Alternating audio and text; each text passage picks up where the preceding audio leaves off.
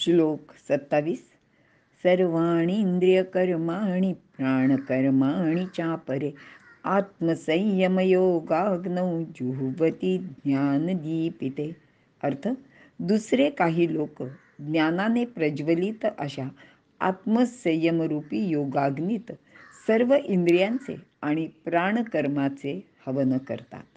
विवरण: मागील श्लोकात इंद्रियांचे व त्यांच्या कर्माचे भोगाग्नीत हवन न करता संयमाग्नीत हवन करावे, म्हणजे त्याचा इष्ट परिणाम इंद्रिये व मन यावर होतो, असे भगवंताने सांगितलेले आहे. आता या श्लोकात समाधीला यज्ञाचे रूप दिले आहे. योगी लोक 10ही इंद्रियांच्या क्रियांना समाधीमध्ये हवन करतात.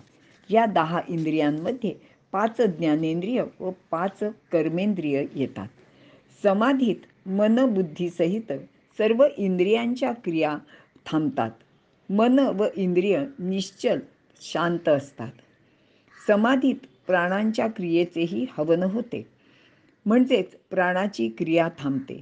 यामध्ये हठयोगी समाधीत कुंभकाचा प्रयोग करतात. त्यात श्वास रोखून धरण्याचा अभ्यास वाढवत नेला जातो. त्यामध्ये प्राणाची गती काही सेकंदापासून काही तास, काही दिवसांपर्यंत थांबवता येते. या व अशा प्रकारच्या अभ्यासाने माणसाचे आयुष्य वाढते. आपल्याला माहिती आहे की चांगदेव महाराज 1400 वर्ष जगले होते असं सांगतात.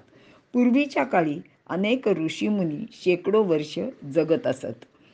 आत्तासुद्धा हिमालयात प्रवास करणारे काही लोक असे दीर्घायुषी साधू भेटल्याचे त्यांचे अनुभव आपल्याला सांगतात.